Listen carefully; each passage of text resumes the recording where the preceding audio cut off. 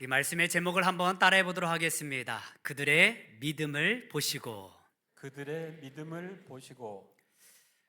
우리 예수님께서는 나사렛 회당에서 이사야서의 말씀을 읽으면서 공생애를 시작하셨습니다. 주의 성령이 내게 임하셨으니 이는 가난한 자에게 복음을 전하게 하시려고 나를 보내사 포로된 자에게 자유를, 눈먼 자에게 다시 보게 함을 전파하며 눌린 자를 자유롭게 하고 주의 은혜를 전파하게 하려 하심이라 하였더라. 이 말씀을 읽으시고 하나님의 사역을 시작하신 것입니다. 그런데 이후에 우리 예수님은 회당에서만 말씀을 증거하신 것이 아니었습니다. 때로는 바닷가에서요 배를 띄워놓고 그 위에 앉으셔서 하나님의 나라를 말씀해 주셨습니다. 때로는요 언덕 위에 푸른 잔디 위에 앉아서 사람들과 함께 하나님의 말씀을 나누기도 하였습니다. 그런데 오늘 말씀해 보니까 이제 가버나움 어느 한 집에서 말씀을 전하게 됩니다. 예수님이 집에 계시다라는 소문이 퍼지자 수많은 사람들이 그 예수님의 말씀을 듣기 위하여서 그 집에 몰려들었습니다. 얼마나 많은 사람들이 몰려들었던지 발 디딜 틈이 없었다라고 성경은 말씀해주고 있습니다.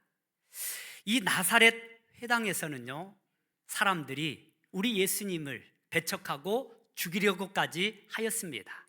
하지만 이제는 위상이 달라졌습니다. 주의 말씀이 증거될 때에 갈릴리 사람들뿐만 아니라 유대 사람들 그리고 예루살렘에 있던 사람들까지 주님의 말씀을 듣기 위하여서 몰려들기 시작합니다. 같은 본문의 내용인 그 말씀 누가복음 5장 17절의 말씀을 우리가 한번 같이 보도록 하겠습니다. 시작. 하루는 가르치실 때에 갈릴리의 각 마을과 유대와 예루살렘에서 온 바리새인과 율법 교사들이 앉았는데 병을 고치는 주의 능력이 예수와 함께 하더라. 아멘. 이제는 고향 사람들뿐만 아니라 예루살렘에서까지 우리 예수님 말씀을 듣기 위하여서 이곳까지 찾아왔습니다. 그리고 더 나아가 율법학자들, 바리새인들 이러한 사람들이 찾아와서 주의 말씀을 들었습니다. 그런데 오늘 말씀해 보니까 누가는요 좀 특별한 말씀을 하고 있습니다. 하나님의 말씀을 가르칠 때에 병을 고치는 주의 능력이 예수님과 함께 하였다라고 말하고 있습니다. 이 말씀은요 하나님 아버지께서 그 예수님의 사역 가운데 병 고치는 그 능력을 인정하고 있는 것입니다. 여러분 우리 주님은 말씀만 증거할 뿐만 아니라 그 말씀 가운데 하나님의 놀라운 치유 역사가 일어난 줄 믿습니다. 우리도 주님의 말씀을 믿고 순종하는 그 자리에 나아간다면 주님의 놀라운 능력을 경험할 수 있을 것입니다.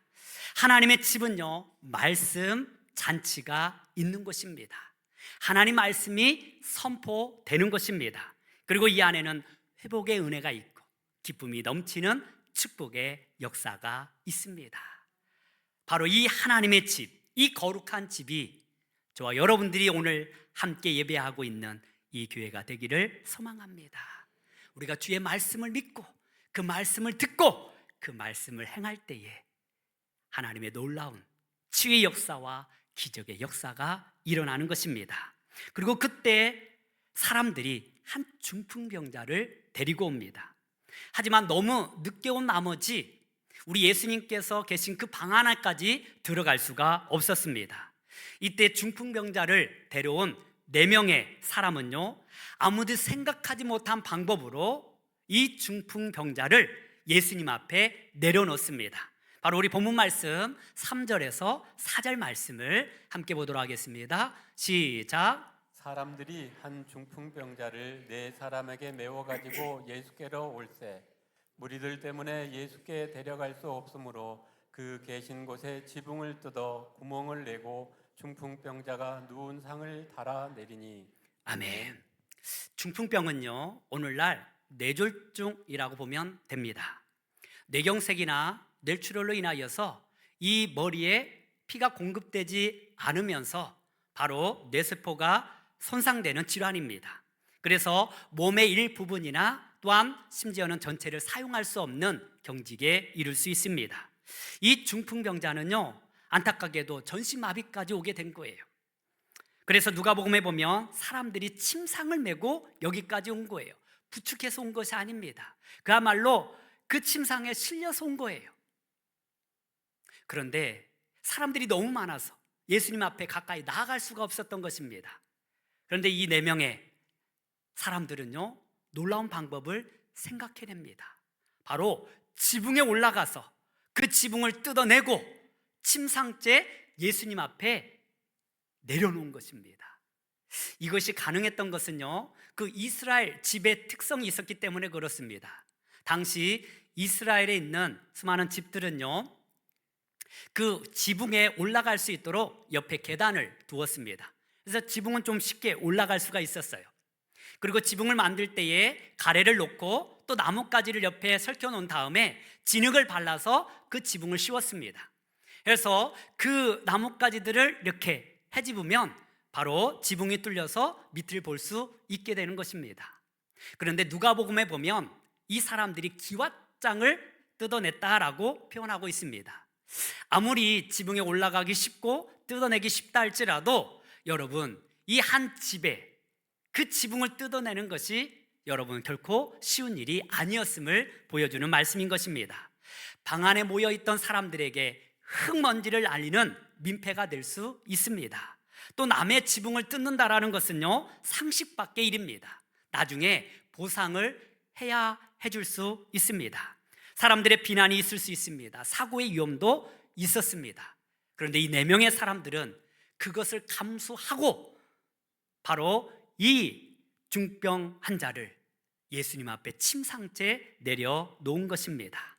보통 사람이라면 사람이 너무 많으니까 나중에 오자라고 돌아갔을 것입니다. 때로는 질서는 지켜야지, 이것은 예의가 아닌 것 같다 하며 포기했을 것입니다. 때로는 내일도 아닌데 굳이 이 사람을 위해서 내가 이러한 수고를 해야만 하는가 하고 그 이상 나아가지 못했을 것입니다. 그런데 놀랍게도 이 4명의 사람들은 포기하지 않았습니다. 지붕을 뜯어내고 구멍을 내어서 중풍병자가 눈상을 달아서 예수님 앞에 내어 놓은 것입니다. 이 믿음이 저와 여러분들에게 있기를 간절히 소망합니다. 믿음은요, 안 되는 것을 보는 것이 아니라 그 가운데에서 될 수밖에 없는 길을 찾는 것입니다. 우리 주님을 만나고 싶지만 수많은 장벽에 갇혀서 하나님 앞에 나아가지 못하는 사람들이 있지는 않습니까? 시간이 부족하다라는 이유로 하나님 앞에 기도하지 못하는 사람들이 있을 수 있습니다. 사람들의 시선 때문에 신앙생활을 제대로 하지 못하는 분들도 계실 것입니다. 그러나 그 모든 장애물이 있다 할지라도 여러분 포기하지 마시고 그 장애물을 거두어낼 수 있는 믿음의 은혜가 있기를 바랍니다. 예수님께 가는 길이 막혀 있다 할지라도 지붕을 뜯어낼 수 있는 용기가 있기를 소망합니다. 쉽게 포기하지 마십시오. 믿음이 있다면 끝까지 포기하지 않고 주님 앞에 나아가는 것입니다. 할 수 있음을 믿으시고 그 믿음을 붙잡고 주님 앞에 더욱더 가까이 나아가는 우리 모두가 되기를 바랍니다. 우리 예수님께서 이러한 모습을 보고 계셨습니다. 그리고 이 사람들의 믿음을 보셨습니다. 그리고 말씀하십니다. 우리 본문 5절 말씀을 같이 한번 보도록 하겠습니다. 시작. 예수께서 그들의 믿음을 보시고 중풍병자에게 이르시되 작은 자야 내 죄 사함을 받았느니라 하시니 아멘. 아멘. 우리 예수님께서는 뜯어진 지붕을 보고 계시지 않습니다. 우리 예수님은요, 소란스러움을 보고 계시지 않습니다. 그 행위 뒤에 숨겨진 그 사람들의 믿음을 보고 계십니다. 여기에서 중요한 것은요, 예수님께서는 병자의 믿음만 보고 계시는 것이 아니라 그 사람을 데려온 그들의 믿음을 보고 계시다라는 사실입니다. 그 사람들의 믿음을 보신 거예요. 이 중풍병자를 데려온 사람들이 누구인지 성경은 분명하게 밝히지 않고 있습니다. 어떤 성경학자들은 가족 중에 사람들이 아니었을까라고 말하는 분도 계십니다. 또 어떤 분들은 아마 이 중풍 환자의 친구였을 것이라고 말하는 분들도 계십니다.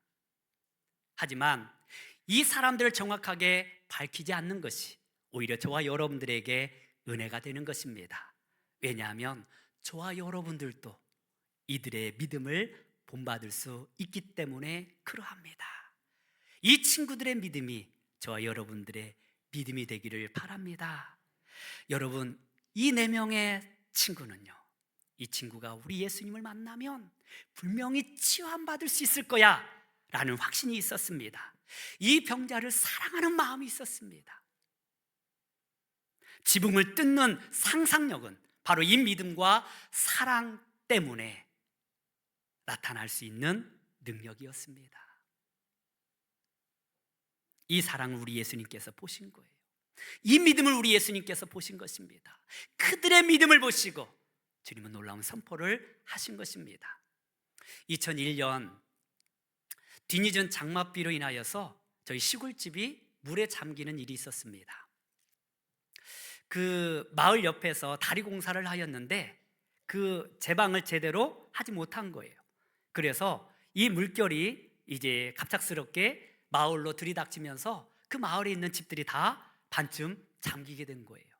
저는 그때 서울에서 공부를 하고 있어서 급하게 전화를 받았습니다. 그리고 다음 날 내려가다 보니까 정말 그 마을이 쑥대밭이 된 거예요. 이 마을의 전체가 피해를 봤기 때문에 누가 누군가를 도울 수 있는 상황이 아니었습니다. 저희 집도 보니까 그냥 물에 온통 다 흙탕물로 젖어 있었던, 장롱도 다 젖어 있고, 뭐 가전제품은 말할 것도 없고, 모든 것들이 다 그냥 폐허로 되어 있는 것처럼 보여졌습니다. 도저히 어디에서부터 손을 댈지 막막했습니다. 그런데 그때 대학 친구들이 찾아왔어요. 그리고 손을 걷어붙이고 돕기 시작했습니다. 장판을 걷어내고 장롱을 틀어내고 옷가지들을 다 버리고 또 쓸 수 있는 것들은 막 물로 씻어냈습니다. 그때 정말 저는 천사들을 보는 것과 같았어요. 얼마나 고맙고 얼마나 감사하던지. 여러분, 가장 어려울 때 돕는 사람이 진정한 우리의 이웃입니다. 이 중풍병자에게는 그렇게 도울 수 있는 친구들이 있었습니다. 이 4명의 친구들은 결코 포기하지 않았습니다. 끝까지 이 사람을 도와주었습니다. 이 얼마나 큰 은혜입니까? 오늘 이 시대에 저와 여러분들의 도움이 필요한 사람들은 과연 누구이겠습니까? 본문에 나타난 이 중풍병자는 다른 사람의 도움이 없이는 예수님 앞에 나올 수 없는 사람이었습니다. 그런데 그에게는 예수님께 이끌어줄 동료가 있었습니다. 지금 이 순간에도 스스로 주님 앞에 나올 수 없는 사람들이 있습니다. 기도할 수 있는 힘도 있지 않고 주님의 말씀 앞에 나올 수 없는 수많은 이들이 있습니다. 고통받는 이들이 있습니다. 스스로 나올 수 없는 이 사람들, 과연 누가 그들을 우리 예수님 앞에 데려올 수가 있겠습니까? 행여나 내 이웃들 가운데, 내가 아는 사람들 가운데 나의 도움이 필요한 사람은 있지는 않습니까? 이 4명의 친구들처럼 저와 여러분들도 주님 앞에 나올 수 없는 그 사람들을 데려올 수 있는 은혜가 있기를 바랍니다. 여러분, 우리가 우리에게 도움을 주는 가장 큰 축복은 무엇입니까? 영원 구원 아닙니까? 육신의 도움을 주는 것보다, 육신의 물질을 채워주는 것보다 더 귀한 것은 그 영혼을 주님 앞에 인도하는 것입니다. 이러한 친구들이 저와 여러분들이 되기를 바랍니다. 그리고 더 나아가 우리 예수님은 이들의 믿음을 보시고 이 중풍병자를 향하여 놀라운 선포를 하십니다. 작은 자야, 내 죄 사함을 받았느니라. 그들의 믿음을 보시고 이 중풍병자를 향하여 작은 자야, 내 죄 사함을 받았느니라 라고 선포하고 있습니다. 이 작은 자야라는 말은요, 헬라어로 테크논이라는 말입니다. 한번 따라 볼까요? 테크논. 이 테크논의 원어적인 뜻이 무엇인 줄 아십니까? 바로 자녀라는 뜻입니다. 그래서 영어 성경에서는 My son, 나의 아들아 라고 부르시는 거예요. 우리 주님은 이 환자를 환자라고 부르지 않고 나의 아들아 라고 부르고 계십니다. 그리고 그의 몸을 치유하기에 앞서 내 죄 사함을 받았느니라 라고 선포하고 계십니다. 할렐루야. 육신의 치유보다 중요한 것은 영적인 치유입니다. 우리 예수님은 너무나 잘 알고 계셨어요. 이 몸이 치유받는 것보다 더 중요한 것은 이 사람이 죄 사함을 받고 죄 용서함을 받고 하나님 앞에서 구원받는 것이었습니다. 사람들은 기대했을 것입니다. 어떻게 이 질병을 치유할 것인가. 그러나 우리 예수님은요, 용서받았다라고 선포하고 계십니다. 예수님께서는 이 사람의 몸을 치유하는 것보다 그 영혼을 먼저 치유하고 계시는 것입니다. 여러분, 육체보다 중요한 것은 영혼인 줄 믿습니다. 내 질병을 치료하는 것보다 더 중요한 것은 내 영혼이 구원받는 것입니다. 병은요, 병원에서도 치유할 수 있어요. 그러나 우리의 죄 문제는요, 예수님 만나야만이 해결받을 수 있습니다. 죄 문제는 그 어떤 것으로도 해결할 수 없어요. 이 세상의 방법으로는 우리의 죄 문제는 해결받을 수 없습니다. 죄 용서함 받을 수 없어요. 오직 예수님만이 저와 여러분들의 죄를 사는 능력이 있습니다. 우리 예수님은 죄 용서하시기 위하여서 이 땅에 오셨습니다. 예수님께서 십자가를 치신 이유는 저와 여러분들의 질병을 고치기 위함이 아니라 저와 여러분들의 죄를 용서해 주시기 위하여 십자가를 지셨습니다. 우리의 질병이 아닌 우리의 죄 때문에 예수님께서 그 고난을 당하신 것입니다. 모든 사람이 해결해야 할 가장 긴급하고 시급한 것은요, 바로 이 죄문자라는 사실을 기억하시기를 바랍니다. 우리는 복음의 우선순위를 분명하게 알아야 합니다. 성공보다 앞서는 것은 주님 앞에 회개하는 것입니다. 병 고침보다 앞서는 것은 죄 용서함입니다. 우리가 주 안에서 믿음으로 구원받았다면 병이 낫고 안 낫고는 아무런 문제가 되지 않습니다. 비록 내가 실패했다 할지라도 우리가 주 안에서 구원받은 은혜가 있다면 그것은 우리에게 아무런 문제가 되지 않습니다. 여러분, 내가 주님을 믿고 천국 갈 수 있음에 감사하시기를 바랍니다. 지금 비록 병들고 몸이 아프다 할지라도 예수님으로 말미암아 죄 용서함 받고 구원받은 것에 감사하시기를 바랍니다. 이거보다 큰 축복은 없는 것입니다. 그러나 이 일에 대하여서 못마땅하게 생각하는 사람들이 있었어요. 어리석은 사람들이 있었습니다. 바로 서기관들이었어요. 이 사람은 속으로 이렇게 생각합니다. 우리 6절에서 7절 말씀을 함께 보도록 하겠습니다. 시작. 어떤 서기관들이 거기에 앉아서 마음에 생각하기를 이 사람이 어찌 이렇게 말하는가. 신성 모독이로다. 오직 하나님 한 분 외에는 누가 능히 죄를 사하겠느냐. 아멘. 아멘. 이 서기관들은요, 성경을 연구하는 사람들이었어요. 그리고 성경을 가르치는 사람들이었어요. 그들은 누구보다도 하나님 말씀을 잘 알고 있었습니다. 구약 성경에 능통한 자들이었습니다. 하지만 그들은요, 이 구약 성경의 주인공이 예수님이라는 사실을 알지 못하였습니다. 우리 주님이 인간의 몸으로 오신 하나님이심을 그들은 보지 못하였다라는 것입니다. 오늘날 이 시대의 많은 사람들도 그렇습니다. 성경은 들어서 알고 있어요. 예수님의 이야기도 알고 있어요. 알고는 있지만 그분이 나의 주님이라는 사실을 인정하지 않습니다. 그분이 나의 죄를 용서할 자로 믿지를 않습니다. 아무리 우리 주님께서 저와 여러분들의 죄를 사하셨다 할지라도 그것을 믿지 아니하면 나의 것이 될 수 없는 것입니다.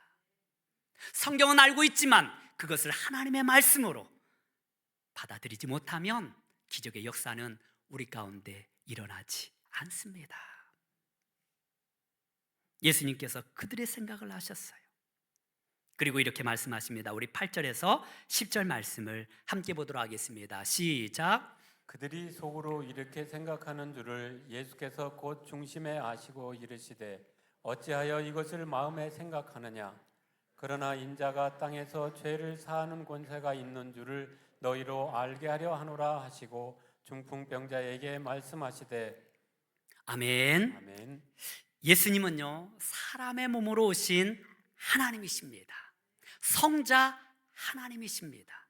이것을 믿으시기 바랍니다. 서기관들은요, 속으로 생각했어요. 마음으로 생각했어요. 그런데 우리 예수님은 그 마음의 생각을 알고 계셨습니다. 형사 둘이서 서로 이야기를 합니다. 한 형사가 말합니다. 거짓말 탐지기는 정말 놀라운 발명품이야. 혹시 그거 사용해 본 적 있나? 그러자 다른 형사가 말합니다. 말도 말게. 사용 정도가 아니라 결혼해서 같이 살고 있다네. 무슨 말인가? 마누라는 도저히 속일 수가 없어. 여러분, 여자들의 거짓말 센서는요, 남자들보다 10배는 더 강하다고 합니다. 우리 여성분들 몰라서 속고 있는 것이 아니에요. 알면서도 속아주는 것입니다. 그런데 우리 하나님의 센서는 이 여성들의 센서보다 더 정확하고 더 잘 알고 계십니다. 하나님은 우리의 마음의 생각까지 알고 계세요. 하나님은 우리의 생각 중심을 보고 계십니다. 아내는 가끔 속일 수 있지만 하나님은 속일 수 있는 분이 아니십니다. 예수님께서 바로 이 사람들의 마음의 생각을 아셨다라는 것은 바로 우리 예수님이 하나님이심을 증명하고 있는 것입니다. 예수님이 모르는 바가 아니에요. 예수님은 다 알고 계셔요. 그럼에도 불구하고 이 사람의 질병을 고쳐주기 전에 죄 사함을 받았느니라 라고 선포한 것은 내가 바로 하나님이라는 사실을 증명하고 있는 것입니다. 서기관들도 알고 있었어요. 하나님 외에는 죄 용서함을 선포할 수 있는 사람은 없다. 그런 분은 없다라고 생각하였습니다. 그러나 주님께서 이렇게 선포하신 것은 너희가 생각하는 바와 같이 내가 바로 하나님이라는 사실을 그들에게 당당하게 밝히고 있는 것입니다. 그렇습니다. 우리 예수님은 자신을 하나님의 아들로서 하나님으로서 우리에게 말씀하고 계십니다. 우리 예수님은 인간의 몸으로 오셨지만 하나님이십니다. 그분을 나의 주님으로, 그분을 나의 구원자로, 그분을 나의 사랑으로 받아들이는 우리 모두가 되기를 바랍니다. 그리고 그렇게 죄 용서함을 선포하신 뒤에 예수님께서는 중풍병자를 향하여 내 상을 가지고 집으로 가라 라고 선포하십니다. 그러자 놀라운 일이 일어났습니다. 우리 11절에서 12절 말씀 같이 한번 보도록 하겠습니다. 시작. 내가 내게 이르노니 일어나 내 상을 가지고 집으로 가라 하시니 그가 일어나 곧 상을 가지고 모든 사람 앞에서 나가거늘 그들이 다 놀라 하나님께 영광 돌리며 이르되 우리가 이런 일을 도무지 보지 못하였다 하더라. 아멘. 여러분, 이 중풍병자는 혼자 힘으로 예수님 앞에 나올 수 없는 사람이었습니다. 하지만 그들을 사랑했던, 예수님의 능력을 믿었던 그 사람들로 말미암아 예수님 앞에 나오게 됩니다. 그리고 예수님은 그 중풍병자를 향하여 일어나 내 침상을 들고 가라 라고 명령하십니다. 그러자 이 중풍병자는 그 말씀이 떨어지는 즉시 일어나서 자신의 침상을 들고 나아가게 됩니다. 이제는 그들의 믿음이 아니라, 친구들의 믿음이 아니라, 아는 사람들의 믿음이 아니라 이제는 나의 믿음으로 다가온 것입니다. 오늘 부모님 때문에 이 자리에 나온 사람은 있지는 않습니까? 남편 때문에, 아내 때문에 이 자리에 나와 있는 사람은 있지는 않습니까? 내가 주님 앞에 나아갈 수 있는 그런 형편이 되지 않을 때 나를 이곳으로 인도한 누군가가 있지는 않습니까? 이제는 그들의 믿음이 아니라, 부모님의 믿음이 아니라 나의 믿음으로 다가오는 축복이 있기를 바랍니다. 그 말씀에 순종하며 일어서서 나갈 수 있는 담대함이 있기를 바랍니다. 이 중풍 환자는 그 말씀을 믿고 순종함으로 일어났습니다. 그리고 그 침상을 들고 나가게 됩니다. 더 이상 그 침상은요, 자신의 고통의 자리가 아니었습니다. 슬픔의 눈물의 자리가 아니었습니다. 이제는 당당하게 그것을 박차고 일어나는 놀라운 용기를 얻을 수 있었습니다. 자신의 죄가 용서함 받을 뿐만 아니라 자신의 몸도 강건하게 되었습니다. 그리고 이 모습을 보고 수많은 사람들이 하나님 앞에 영광을 돌렸습니다. 여러분, 우리를 가로막고 있던 우리 슬픔의 자리는 무엇이었습니까? 괴로움의 자리는 무엇이었습니까? 하나님께 나아가지 못하는 나의 그 고통의 자리는 무엇이었습니까? 이제는 그 모든 것을 다 들추어 내시고 주님 앞에 믿음으로 당당하게 걸어가시기를 바랍니다. 다른 누군가의 믿음이 아니라 나의 믿음을 가지고 이 세상을 향하여 나아가시기를 바랍니다. 그리할 때에 하나님의 영광이 나타나는 것입니다. 이제는 그 침상이 간증의 도구가 되었습니다. 봐라, 이것이 내가 누워있던 자리다. 그러나 우리 주님께서 나를 고치시고 나를 회복하시고 나를 치유하셨다. 여러분의 이 믿음의 고백이 이 세상 속에서 울려 퍼지기를 바랍니다. 나를 보라, 주께서 나를 사랑하시고 나를 구원하여 주셨다. 내가 주 안에서 온전한 치유함을 받았다. 나의 영혼이 치유함 받았고 내 몸이 주 안에서 치유함을 받았다. 이렇게 우리가 세상 속에서 살아계신 하나님의 일, 우리 예수 그리스도의 일을 증거할 때에 세상이 저와 여러분들을 통하여서 하나님께 영광을 돌리게 될 줄 믿습니다. 이 은혜가 우리의 삶 가운데 충만하기를 주님의 이름으로 축원합니다. 기도하겠습니다. 하나님 아버지,